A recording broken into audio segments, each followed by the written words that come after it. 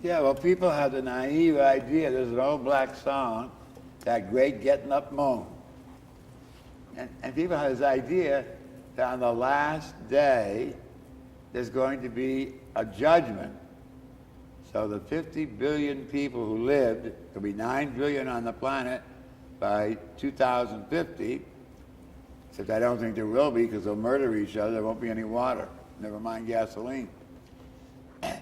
But say there's 100 billion people have lived since whenever the first hominid got to be Homo erectus.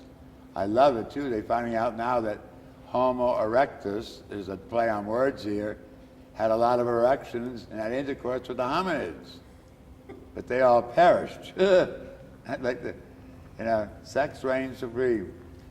So as the sex abuse and celibacy nonsense manifests. So the old idea was, okay, so the end of the world comes.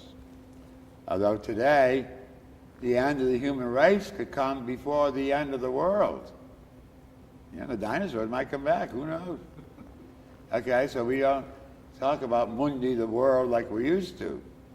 Anyway, what we're interested, of course, is the human race, which we're now learning is not the top of the chain.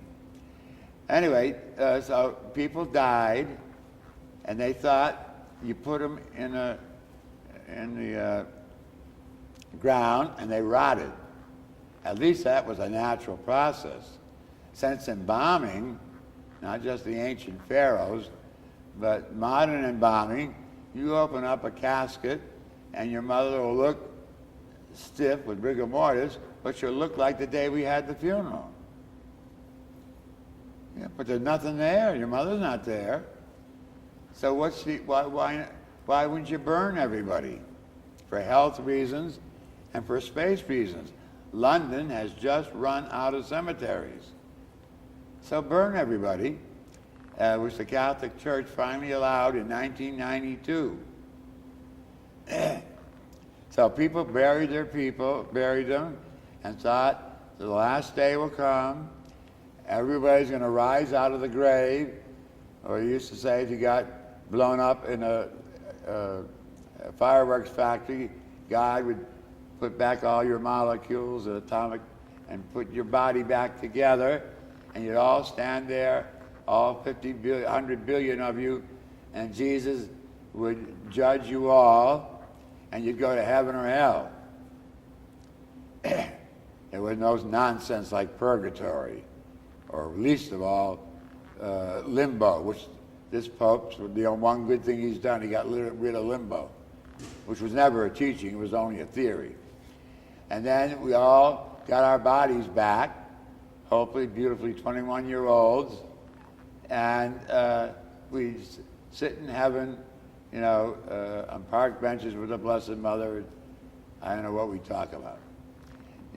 So we criticize the Islamic people and the Mormons for their silly ass ideas about afterlife, but we've got some bad ones too. It's unfortunate, but you can't change Scripture, and you can't change the Greek language. And remember, when Jesus was glorified, he had no vocabulary to describe it. And there's nothing physically to see except the appearances. And if you read the resurrection stories, you see there's three things. The tomb was empty. If there was a tomb, the odds are Jesus was taken down. He was a seditionist, a traitor to the Roman Empire. The Jewish part secondary. It's just the occasion of his death. And he's taken with the two dudes that were crucified with him and thrown into a common grave. But we don't care. It's not, he didn't have a resurrected body, but they had to use that term because there's nothing else to use. And of course they had no knowledge of science or the makeup of matter. I mean, even science ain't too sure about it yet.